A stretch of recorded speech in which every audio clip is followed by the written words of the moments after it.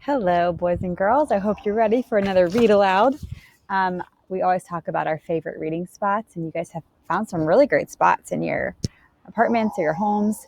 One of my favorite places to read is outside. So that's where we're reading today. It's outside.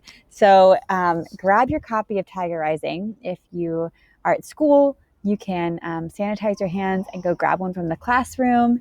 If you're at home listening to this, and you can just follow along on the screen because the pictures of the pages are on the screen, so you can read along with me. But either way, I want you to stop and jot down important ideas as we're reading, something that you think is really important and worth discussing, whether it's an idea you have about a character, or if it's a prediction you have, or just something you think is important. You can use your stop and jot blue cards to help you come up with some ideas. But as we're reading, stop and jot. You can pause the video while you write down your idea and then play it again. But I can't wait to see the ideas you guys come up with while we're reading. So previously in Tiger Rising, as all good readers do, that before we read, we think back, okay, what did I watch or what did I watch? I'm watching the mental movie in my mind. What did I read last time? And I remember that the last time I read, Rob was out of school. He is going to be working some with his dad at the hotel. And I remember I was a little surprised because his dad wasn't as tough and scary as I thought he would be based on what I read in the first chapter. So it's Rob's first day at the hotel, and let's see how it goes. Chapter 10. Rob was sweeping the laundry room when Willie Mae, the Kentucky Star's housekeeper, came in and threw herself down on one of the metal chairs that were lined up against the cement block wall. "You know what?" she said to Rob. "No, ma'am," said Rob. "I tell you what," said Willie Mae. She reached up and adjusted the butterfly clip in her thick black hair. "I'd rather be sweeping up after some pigs in a barn than cleaning up after the people in this place. Pigs at least give you some respect." Rob leaned on his broom and stared at Willie Mae. He liked looking at her. Her face was smooth and dark, like a beautiful piece of wood, and Rob liked to think that if he had been the one who carved Willie Mae, he would have made her just the way she was, with her long nose and high cheekbones and slanted eyes. "What are you staring at?" Willie Mae asked. Her eyes narrowed. "What are you doing out of school?" Rob shrugged. "I don't know," he said. "What do you mean you don't know?" Rob shrugged again. "Don't be moving your shoulders up and down in front of me, acting like some skinny old bird trying to fly away. You want to end up cleaning motel rooms for a living?" Rob shook his head. "That's right. Ain't nobody want this job. I'm the only fool Bouchamp could pay to do it. You got to stay in school," she said, "else you'll end up like me." She shook her head and reached into the pocket of her dress and pulled out a single cigarette and 2 sticks of 8-ball licorice gum. She put one piece of gum in her mouth, handed the other one to Rob, lit her cigarette, leaned back in the chair, and closed her eyes. "Now," she said.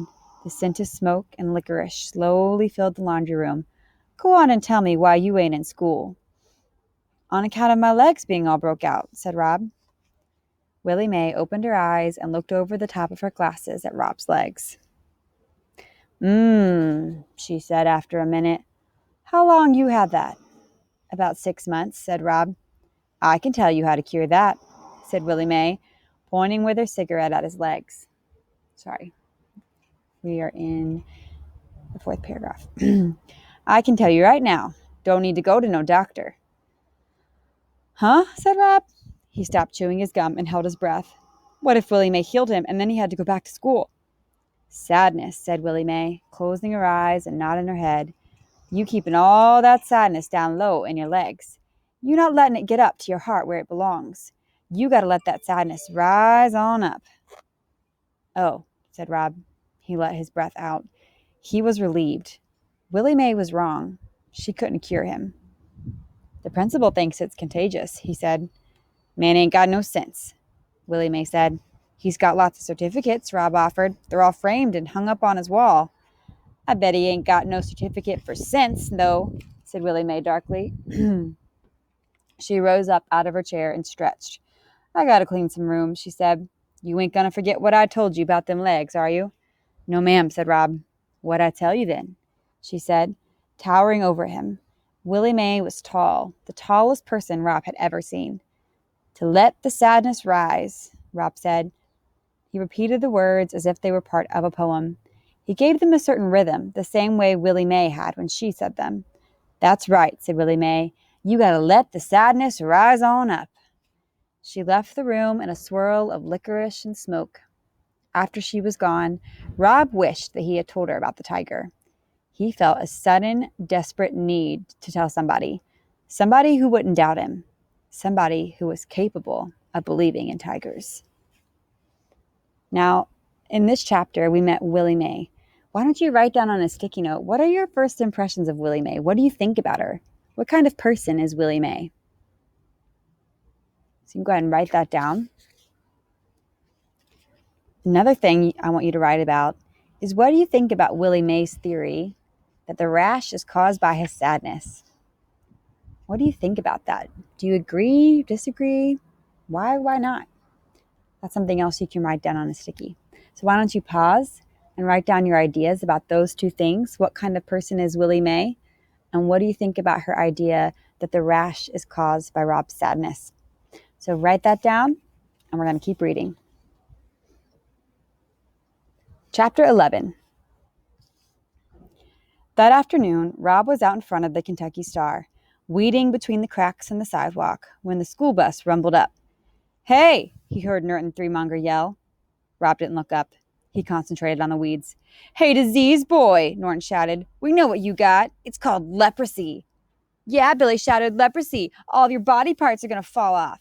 "They're going to rot off," Norton yelled. "Yeah," Billy screamed. "That's what I meant. Rot. They're going to rot off." Rob stared at the sidewalk and imagined the tiger eating Norton and Billy Threemonger and then spitting out their bones. "Hey," Norton shouted. "Here comes your girlfriend, disease boy." The bus coughed and sputtered and finally roared away. Rob looked up. Sistine was walking toward him. She was wearing a lime green dress. As she got closer, he could see that it was torn and dirty. "I brought your homework," she said. She held out a red notebook stuffed full of papers. The knuckles on her hand were bleeding. What can you infer about Sistine right now if her dress is torn and dirty and her hands are bleeding? "Thank you," said Rob. He took the notebook. He was determined to say nothing else to her. He was determined to keep his words inside himself where they belonged. Sistine stared past him at the motel. It was an ugly two-story building, squat and small, composed entirely of cement block. The doors of each room were painted a different color, pink or blue or green, and there was a chair painted in a matching color sitting in front of each door. "Why is this place called the Kentucky Star?" Sistine asked. "Because," said Rob. It was the shortest answer he could think of. "Because why?" she asked. Rob sighed. "Because Beauchamp, the man who owns it, he had a horse once called Kentucky Star." "Well," said Sistine, "it's a stupid name for a hotel in Florida." Rob shrugged. It started to rain. Sistine stood in front of him and continued to stare. She looked at the motel and then over at the blinking Kentucky Star sign, and then she looked back at him, as if it was all a math equation she was trying to make come out right in her head. The rain made her hair stick to her scalp, made her dress droopy. Rob looked at her small pinched face and her bleeding knuckles and dark eyes, and he felt something inside of him open up. It was the same way he felt when he picked up a piece of wood and started working on it, not knowing what it would be, and then watching it turn into something he recognized. He took a breath. He opened his mouth and let the words fall out. "I know where there's a tiger." Sistine stood in the drizzly rain and stared at him, her eyes black and fierce. She didn't say, "A real one?" She didn't say, "Are you crazy?" She didn't say, "You're a big old liar." She said one word. "Where?" And Rob knew then that he had picked the right person to tell. Man, were you surprised that he told Sistine about the tiger? Why or why not? What are you noticing about how Rob acts around Sistine? And I'm wondering, what's going to happen next? Are they going to take her are they going to go to the tiger? What's going to be there? What are they going to do about it? You can go ahead and write down a prediction or any thoughts you have on a sticky note and put them in your note catcher. I've enjoyed reading with you, and I can't wait to read more next week. And I hope you have a great weekend. How do I stop this?